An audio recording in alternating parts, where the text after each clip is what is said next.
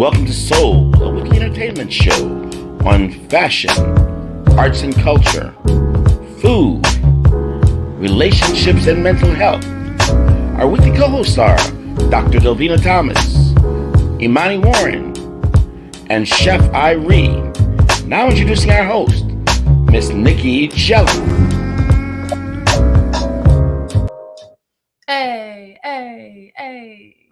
Hey y'all, happy Hump Wednesday and welcome to another episode of MIA Magazine Presents.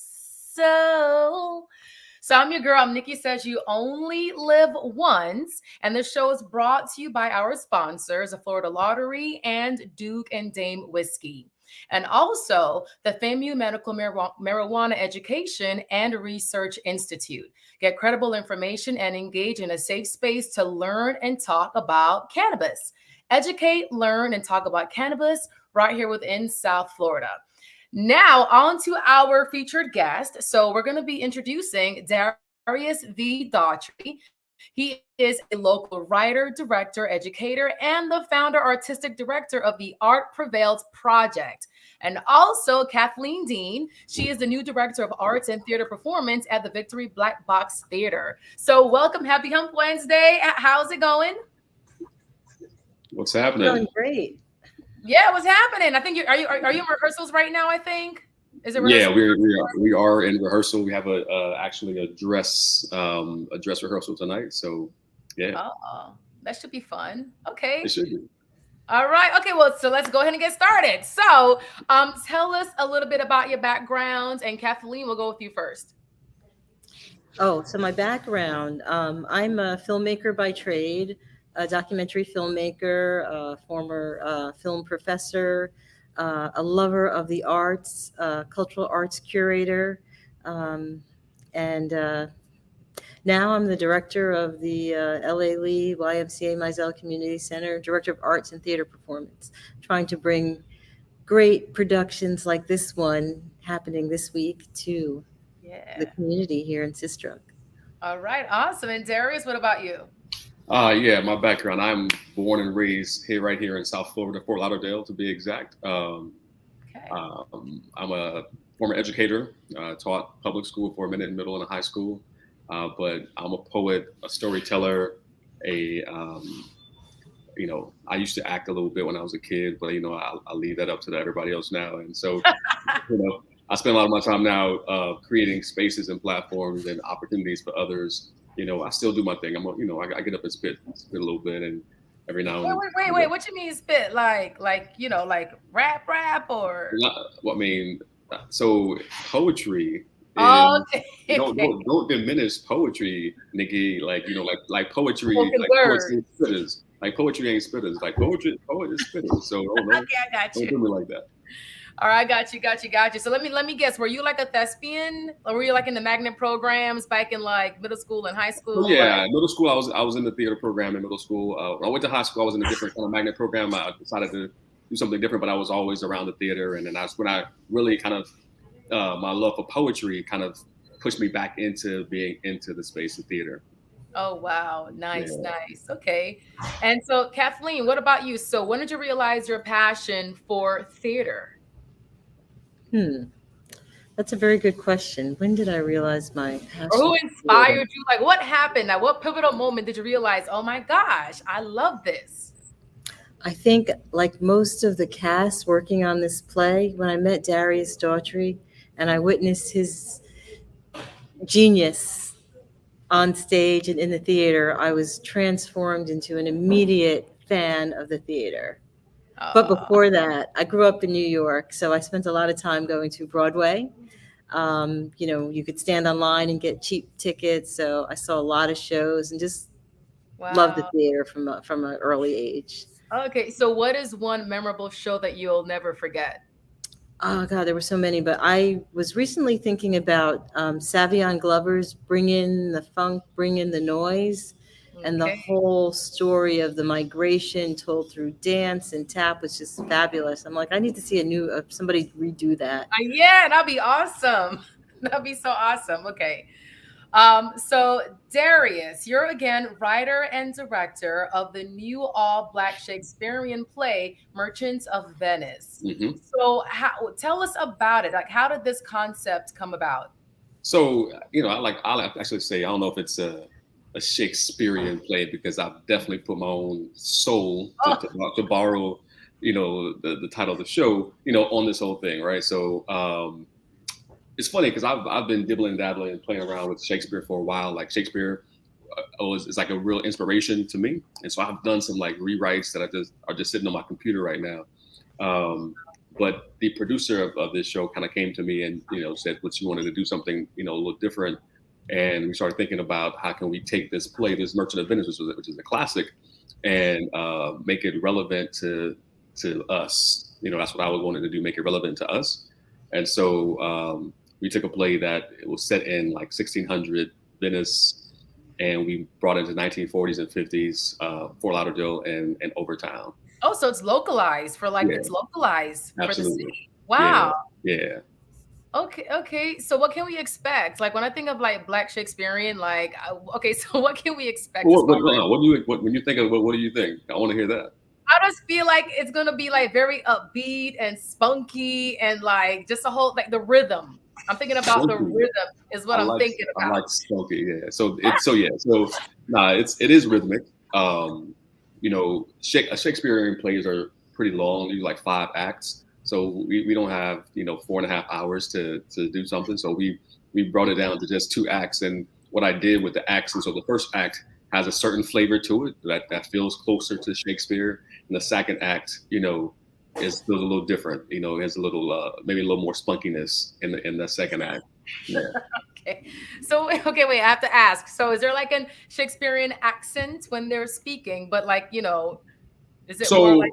So what I directed them to not try that, right? So so that it feels more accessible. Sometimes, for us, when you hear that, it's like, it feels it has to be a certain way. And so I'm like, now let's make this, we're going to do this. So this iambic pentameter, like the rhythm and such that is delivered with. But and some of the language, like the here to and the yet and some of that is still there in that first act. Some of that is still there. Right, but it's very accessible. Anybody can watch it and know what's going on. Because honestly, when I would read Shakespeare and when I taught it, my kids would be like, "What is he saying? I don't know what this is saying." It is. So, but I made sure to make that we all can understand what's happening. Okay, awesome. Okay, and Cathleen, so again, you're the new director at the Victory Black Theater. So, what is the Victory Black Box Theater? So the Victory Black Box Theater is an amazing performance space located inside the brand new LA Lee YMCA Mizell Community Center. We are located in the heart of Sistrunk, which is the historically Black community in Fort Lauderdale. And our space is it's a black box, so that means it could take on many shapes and forms. You could do theater in the round. We can set up a stage for you on the right side or the left side, or no stage. We can accommodate musical performances, spoken word artists, film screenings, theater plays, and so much more. We've even been host to a few conferences. So it's a pliable space for artistic endeavors. Oh, and I'm in the lobby right now. You can see the theater behind me. Yeah. And people walking by. Yeah, no. Okay, so when did the theater open again? We're brand new. We've been open for a month and a week. Okay. May 20th was our grand opening. We have already had several performances, but this is our first professional theatrical production. We hosted a children's play, a talk show, but this is very special.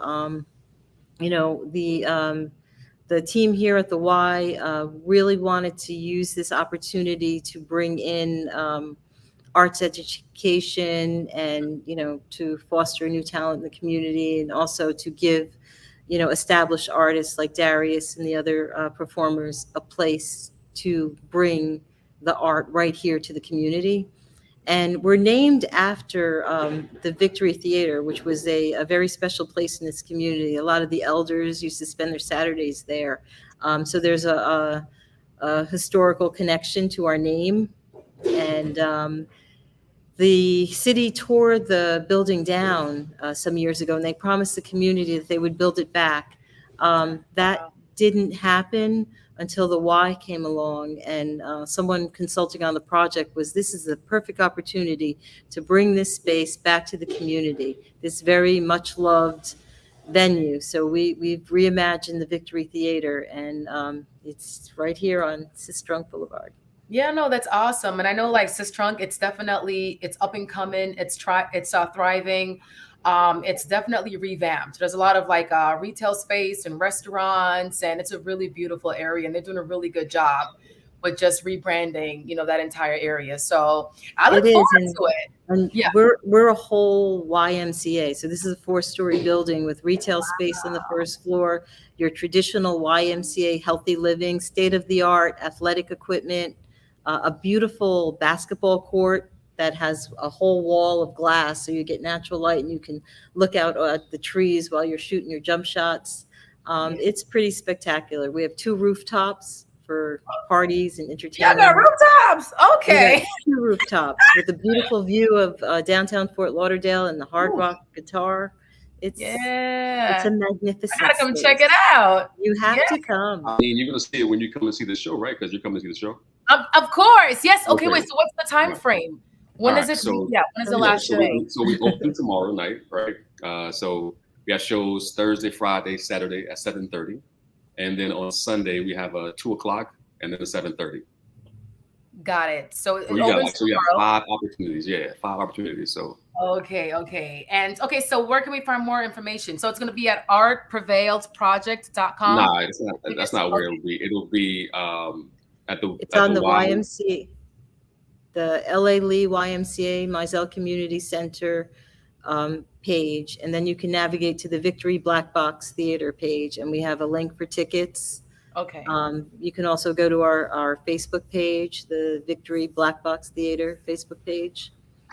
So, and that's one way, and it's a lot. It sounds like, you might get lost. Some people might get lost when they get there. So give your audience some credit. No, I'm just saying. I just got lost just now. I got lost. Find their way. So you have a shorter way. You have a shortcut. Go ahead. There's a bit.ly. So it's a bit.ly/merchants of Venice, and it'll take you to be able to get tickets there. There it is. Okay, so that's easy, man. There you go. See. Perfect. There you go. All right. So Darius, what would you tell your younger self, and how old would you be? So I'd say I would tell my 14-year-old self that that the things that you are saying that you want to do are possible. Yeah. And even though that you don't have the role model that is doing those things, that you should still pursue those things anyway. Like, don't let the fact that you're not seeing anybody close to you that is actually that you do to no one in your space, in your community, in your family are pursuing their dreams in the manner that you are trying to pursue them. Still go full force and make those happen. Yeah, and you're able to share that with other people who may be experiencing that, because as we get older is when we reflect, and then we're like, wow, I should have done this differently back then. So it happens to me all the time too, and that's how life is, So now you're able to take those experiences and then help the youth, as they progress as well. That's what I do on the daily. I do that on the daily. Yeah. Right. And Cathleen, what about you? So what would you tell your younger self, and how old would you be, or how young would you be? I think I would tell my 20-year-old self, that was just a couple of years ago,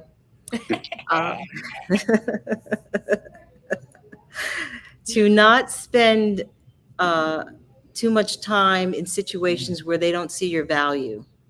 Yes.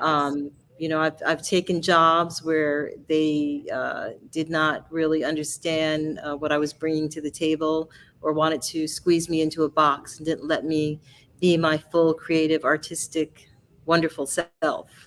So I would say keep it moving and find opportunities where you can be, all that you need to be and deliver, your vision and your art, to the community with the support of people who believe in you. Yeah, yeah, that's very, very, very powerful because we get so comfortable in our certain like circumstances, and some people are afraid to make that change because of security and stability and all that stuff. But no, like you're right, we have to find our gift and go after that gift and give back because we're all born with a gift. So Absolutely. great advice.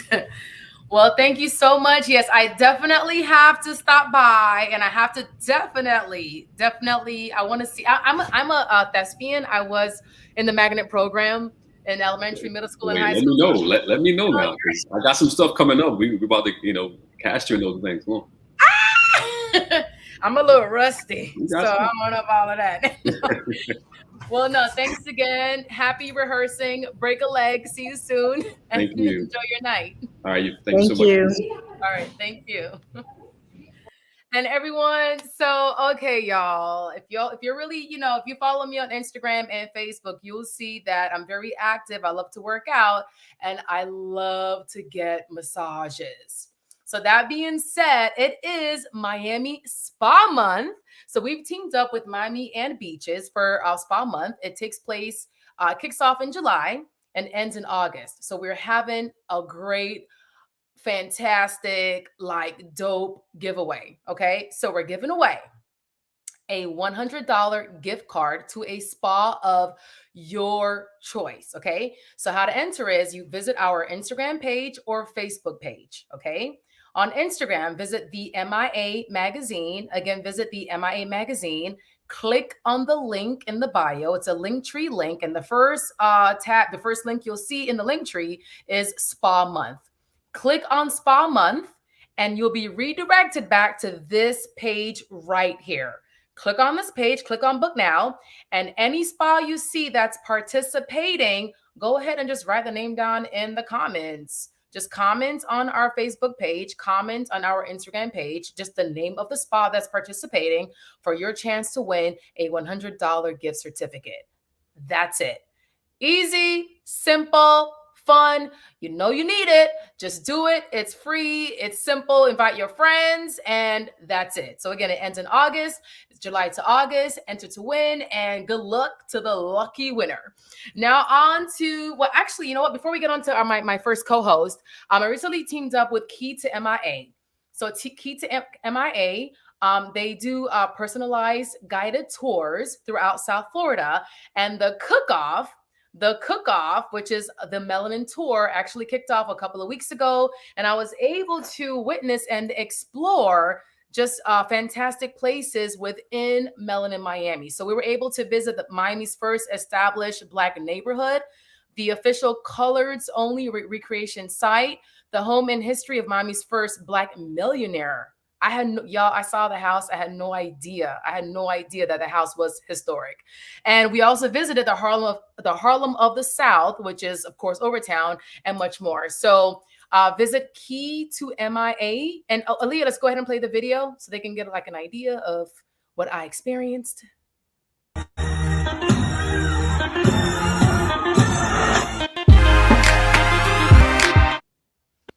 Yes. And shout out to the little greenhouse girl. So again, that's Key to MIA. That's KEY, the number 2, then MIA. Now on to my first co-host, Dr. Ymca, aka Delvena. She's our board certified psychiatrist and the founder of the Brain Love podcast. So Dr. Ymca, how's it going? Hey, Nicky, are you ready to take the couch? I'm ready.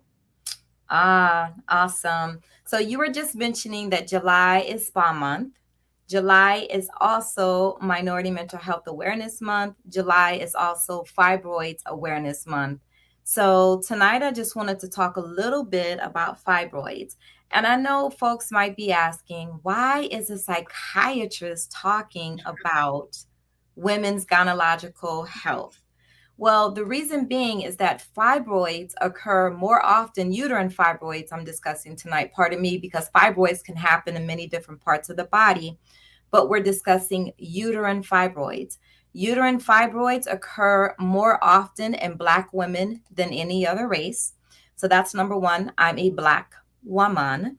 I'm also a medical doctor. I happen to specialize in psychiatry and neurology. However, I do recognize the mental impacts that fibroids can have on a woman. And considering that Black women experience uterine fibroids the most, I decided to do a special by bringing down a gynecological surgeon from Baltimore, Maryland. He did his residency at the University of Maryland in Baltimore, as I did. And we were actually there during the same years and never knew one another. We met in the military because he was in the same program that I'm in the medical corps. So his name is Dr. O. Lawrence Stitt, and he'll be down tomorrow night. We'll be at English Brown Winery discussing fibroids. It is a very informal chat, so that women can ask questions. All of the questions that they have, folks can send in questions ahead of time if they want to, or they can show up to English Brown Winery, which is in Hollywood. It's a very cute Black-owned winery. We'll sit around and chit-chat, and I'll also be recording this. Shout out to Cozy. He is a videographer, and he'll be there tomorrow night with us recording. And we're just going to talk about uterine fibroids and answer as many questions as we can. So the reason why I'm choosing to talk about this is because, as I said, July is Fibroid Awareness Month, as it is also Minority Mental Health Awareness Month. And Black women who have fibroids oftentimes feel very helpless. The symptoms can be very hard to control. And depending on the doctor or the surgeon you go to, they may tell you, I got to take out your uterus. So this could be a woman in her 30s and her 40s who's never had a baby, never conceived, never carried her own child, who may want to conceive. So let's pull up some of those pictures, producer Aaliyah, so that you guys can see how serious this can be. Woo. These are fibroids. They're basically little tumors. Most of the time they are benign. So on the right side, that is Dr. Stitt and the OR. This is a very significantly sized fibroid. The ones on the left are tiny ones, but women can have multiple fibroids inside of their uterus.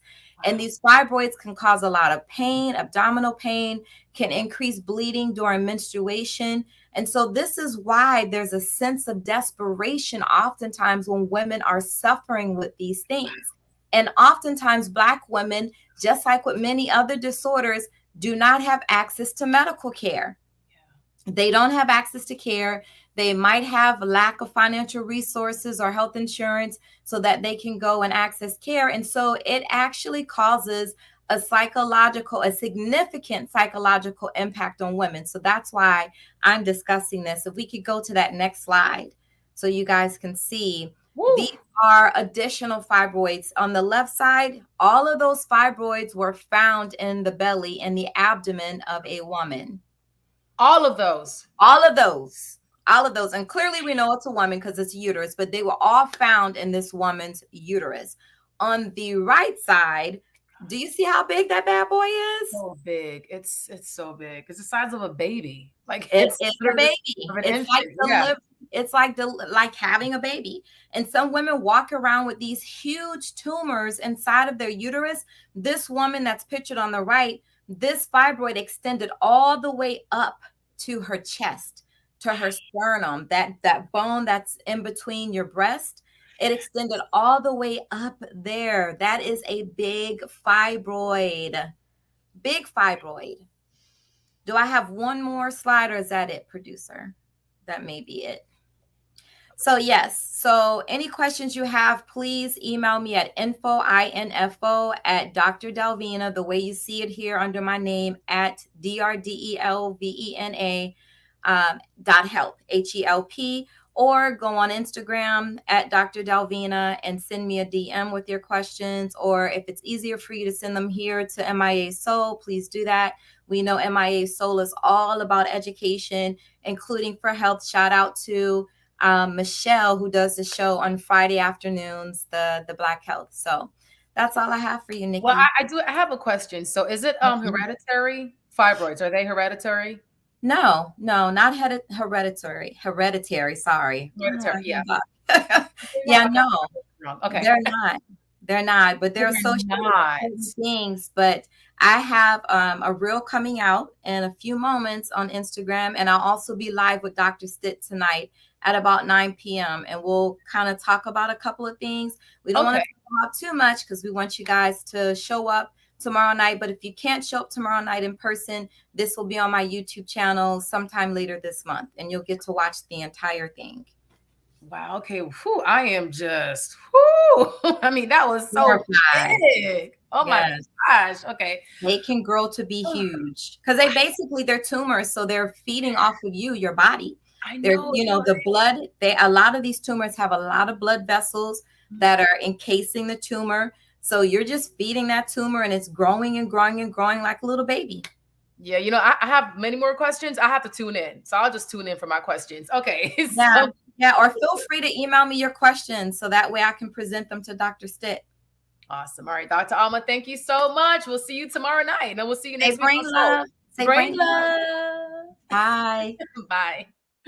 And now on to my next co-host. She's our arts and culture connoisseur. She knows everything that's happening right here within South Florida. So, Imani, what are we talking about tonight?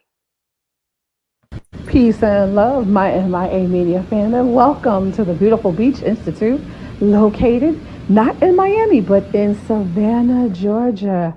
I am on a mission of traveling this summer, and so I am doing my road trip and then my international trip. So I wanted to take a trip to my old stomping ground in Savannah, Georgia. I went to school there, undergrad and graduate there. One of my favorite places is beach. If you ever take a trip or ride up to beautiful Savannah, Georgia, take a trip to Beach Institute.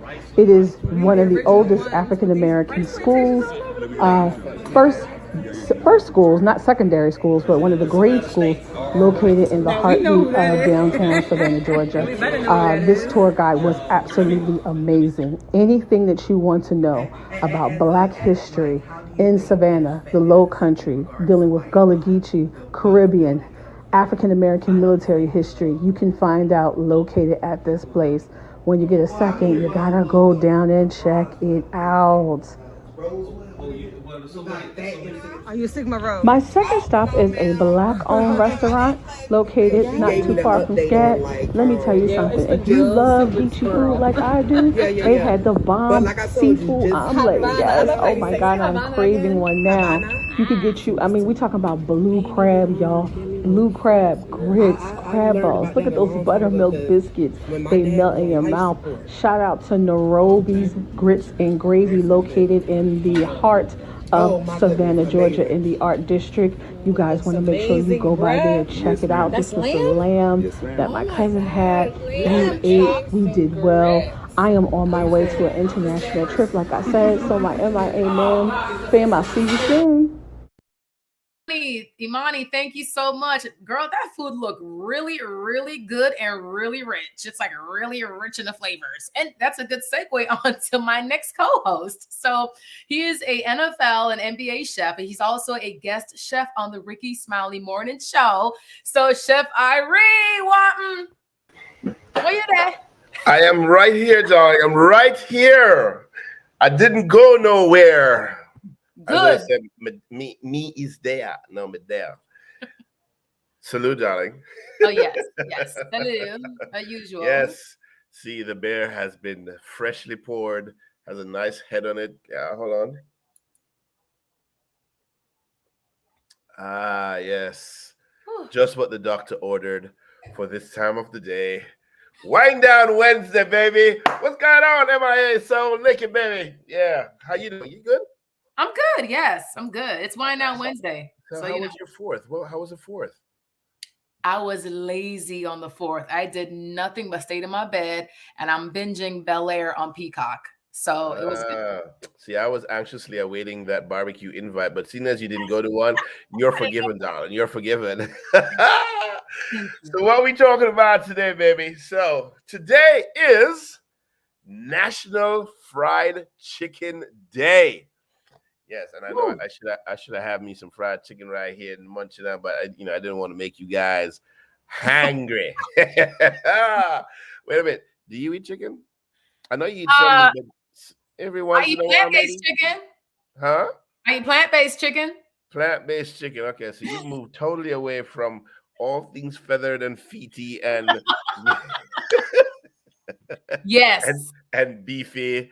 But you do eat some fish, right? I do. Yes. Okay, all right, cool. All right, so we won't, so this won't be any much of a torture for you. So we're talking fried chicken, National Fried Chicken Day, and I don't, if there's one iconic dish that is not just here in the United States, but I think across the world, fried chicken, and a lot of the cultures do they have you know their roots in different ways of preparing fried chicken, but here in United States we've come accustomed to our iconicness in our fried yard bird, um southern fried chicken in the way that it's made. And there's just nothing better, I think, than some freshly made, crispy fried chicken, because and not too brown, not too dark, because if it's too dark, it kind of, you think it bun up. But we like nice golden fried, fresh, crispy, hot fried chicken. But I tell you what, I love me some cold fried chicken, or overnight fried chicken, that's left out and it's room temperature, or fried chicken from the fridge. I love that stuff. But here on this picture right here, we got from from the this side of the screen going across the southern fried chicken, and we have Korean style fried chicken in the middle, and on the end, it's a dish that's my dish. It's jerk fried chicken. Yes, jerk fried chicken. And over the years, I think people have gotten used to making fried chicken, making the most out of fried chicken, different flavors, different seasoning. So when you're doing southern fried chicken, go back to that slide. When you go to southern fried chicken, basically this is chicken, can two ways. You can marinate it in buttermilk, seasoned buttermilk, and then it's it's drained, and then it's dredged in seasoned flour. And back in the day, when there wasn't oil per se, there was lard, and they would fry it in a nice tub of hot lard, and you get that fried chicken out, nice and hot. Definitely, a big part of the American and the American slave culture. This was part of, Sundays. It became very, very, very cool to have fried chicken on Sundays. You didn't have fried chicken all the time. They had fried chicken on Sundays. And of course, this became sort of like a symbol of, even modern day culture now, as it was passed down. Fried chicken on Sundays, baby. And yes, back in when I was in Jamaica, my mother made that fried chicken and that rice and peas and that potato salad. Hey, so Yes. Korean fried chicken now is a little different. So Korean fried chicken is an actually twice fried chicken. It's seasoned, and it's coated in cornstarch, and it's fried at a lower temperature to begin with, and Okay. then they come back and they fry it again to be nice and crispy, and then it's tossed in a nice sweet chili paste, gochujang. If you know about Korean food, so gochujang chili, and they mix a mixture, soy, gochujang, toss that bad boy, that fried chicken. Oh my God, it's so delicious. And of course, the jerk fried chicken. And if you go, if you're in Japan, Japan have their karaage or the tatsuage, and basically you have fried chicken that's boneless, the karaage, and usually they use chicken breast. So that is a chicken breast that's in panko crumbs, seasoned panko crumbs and fried nice and crispy. If you were to do Guatemalan style fried chicken, you're doing chicken that's marinated in citrus and spices, and you got Vietnamese fried chicken, goja. Yes, so all over the world there is fried chicken, and people just love this So stuff. what would you eat it with? I saw the next slide that showed the size. So good. So I'm Yes. going to ask you before the next slide comes up, with your plant-based fried chicken. Okay. When you used to eat chicken, what do you like to eat? What do you like to eat it with? Definitely mac and cheese, either stove or baked mac and cheese, and French fries. All right. Slide it up there, baby. Slide it up, girl. Slide it up. So of course, sides are, some of the best things, to go with mac and cheese. If you're doing in the South, baby, that mac and cheese, whether it's nice and cheesy, whether it's got bacon in it, or whether it's got, herbs and stuff that's just make that stuff delicious. Some Southern style cornbread, you can hook it up with some honey, some butter, you got waffles. So the waffle thing is definitely a more modern take on, a side to go with fried chicken. That came about, I would say relatively recently, over the last, 20 or 30 years or so. Southern style herbed biscuits. You want those to be nice and fluffy, and moist and buttery and flaky. Yes, that's what you want. And the Korean style fried chicken, you would just simply put that fried chicken over a bed of steamed white rice. I mean, come on now. I mean, how interesting and delicious that can be. One more slide up, my girl. One more slide up. And of course, you got the potato wedges. Yes. Fries. Whatever it's fried, the crinkly fries are, more fries. Fried potato. There you go. Fried potato. Potato wedges are awesome, with that fried chicken. If you're deep frying them or you're doing them in the oven. This one here, I think, is a Parmesan, herb crusted potato wedge. Mashed potatoes go great with fried chicken. Yes. And of course, you can fling in a nice black-eyed pea salad. You know what I'm saying? But when you come from the Indies, the Caribbean, girl, trust me, from yard, if you don't want to, you just want to have some fried chicken and you want something to go with it, hard dough bread. Yes, you want some hard dough bread, and of course, if you've never had it, you should try, maybe that plant-based, fried chicken with some roti, some butter. I'm just saying. Butter. Butter everywhere. So yes, so those are some of the really cool things to go with fried chicken. Just a delicious dish that has become very iconic, here in the States, definitely. And you want that fried chicken to be well seasoned. You want it to be nice and crispy. You want it to be juicy when it comes out of the fryer. You definitely want to eat it nice and hot, And for those of you who are out there, the flavors of fried chicken these days, and of course the sweetness, people are adding sweetness to it. So typically that might have come with honey, but of course, to add more sweetness, people have developed different types of syrups to go with fried chicken, to drizzle on that fried chicken. Provides a nice cool contrast, the savory and the sweet together. So that could be honey, could be a strawberry herb syrup. I did the fried chicken with a cola champagne syrup, trying to stay, close to the roots. So fried chicken is definitely, an awesome dish to have.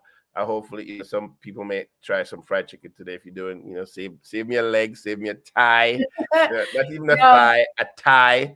A tie. Y'all should, if y'all buy any fried chicken, take a picture with the chicken and tag Chef Irie. There you go. Hashtag Chef Irie Fried Chicken, National Fried Chicken Day. Yes. So, and of course, fried chicken is great with, a beverage. And I think the beverage of choice should be a nice cold beer. That's what I'm saying. All right. And salute to that. All right, so Chef. This weekend, I will be in South Miami. Yes. At the mango festival at the Fairchild Tropical Gardens this Sunday. It's being held on Saturday and Sunday, and I'm one of the chefs that's part of the VIP brunch on Sunday. So that's where I'll be this Sunday. enjoying mangoes. What am I making? I'm making, Mr. VIP. Yeah, I'm making a mango gazpacho with boniato chips, a mango cornbread with shredded jerk chicken and mango ketchup. That is my mango ketchup. All yes, right. mango ketchup. Hey, it's a mango festival, baby. You gotta, all things mango. Everything. Have you been eating any mangoes this season? I haven't got. I don't like when they're too hairy. I don't like the hairy mangoes. Nah, man, girl, maybe you should come down to the Fairchild Tropical Gardens because they have all types of mangoes down there, girl. Yeah. I'm sold. All right. Well, thank you so much. Always great seeing you. We'll see you tomorrow night on Flavors of South Florida. Yeah, buddy. All right. So happy Hump Wednesday, and we'll see you tomorrow night. All right, my dear. Peace out. All right. Bye. And y'all, tomorrow is Lunch with Legacy Leaders with Anne-Marie Serral. Her show's at 12 p.m. Also, Flavor of South Florida with Chef Irie at 7 p.m. So you can watch live or stream live on YouTube, Facebook, and LinkedIn. Visit MIA Media GRP on Facebook. Again, that is MIA Media GRP on Facebook. And thank you so much again for tuning in. Have a wonderful Wednesday night, and we'll see you on next week.